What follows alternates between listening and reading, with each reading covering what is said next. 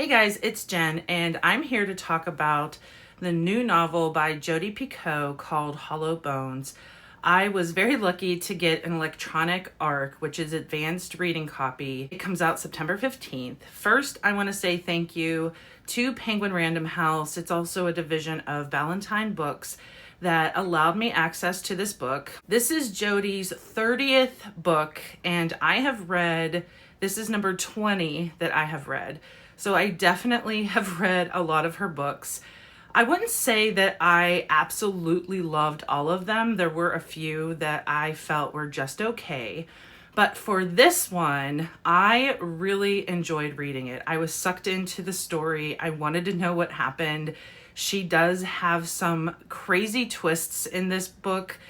Obviously, I'm not going to spoil or ruin any of that. But the story revolves around a couple viewpoints. The first of who you meet is Molly.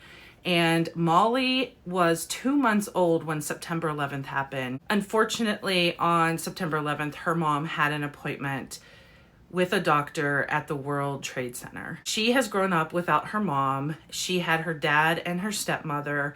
And because of that tragedy, she felt drawn to become a director of an agency that directly works with emergencies and helping people that are in similar circumstances. She is married to Jesse, and also I want to mention that I'm, again, not going to ruin it, but this book, and Jodi has done this in the past with her other books. Jodi brings back a character that once you get into the story, you will recognize if you have read this of her novels, and you get a chance to see what happened past the end of that novel, which was a nice surprise. I knew she usually brings characters back, and she did kind of tease that this was going to happen in some way, that she was bringing back characters. So I felt it was a really great surprise to see the characters from that book. But you'll have to read it to see. And if you hadn't read that book, if you Google it, you'll end up seeing what the character is from. There are a couple other viewpoints you end up seeing, and there are things that obviously I'm not going to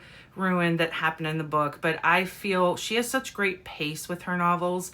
I felt this storyline definitely had me sucked in. It's one of those types of stories that she just knows how to dig in deep to human emotion. And the other thing that she's good at, and I don't know how she does this, that she is often representing and speaking to something that is currently in the media. And this one happens to be postpartum psychosis. So right now, very much in my newsfeed is the mom who is on trial. They're accusing her that she did it deliberately, but her defense is that she had postpartum psychosis. And it is all over the media at the moment because there are a lot of people that are actually starting to think that the husband had more to do with what happened than what she said she had done, because she did seemingly confess to killing her kids. And Jodi does touch base on another famous case, Andrea Yates, and she does talk in the afterword about both Lindsay and with Andrea Yates about kind of what inspired her to write this book, but it wasn't even those two cases that inspired her. She had a reader reach out to her and say that she also suffered from postpartum psychosis, and it's someone who's currently in jail, and said, could you bring light to this subject and really try and show what women go through when they are suffering from depression after, well, a certain population suffers from depression after having their children. So it's just strange that it happens to be, because the Lindsay case, Lindsay Clancy is her name. What happened with Lindsay Clancy actually happened in January of 2023, and it is now just going to trial. Andrea Yates, I believe, was in the 90s when that happened. Jodi has a history of doing that, where she has very controversial subjects in her books, and she often gets a lot of hate for her controversy because people have very strong opinions. But what Jodi tends to do is she doesn't try and shove her own opinion in your face. She very much lays out both sides of the situation and lets the reader decide what they feel. And sometimes you don't even realize how you feel until you're reading one of her books.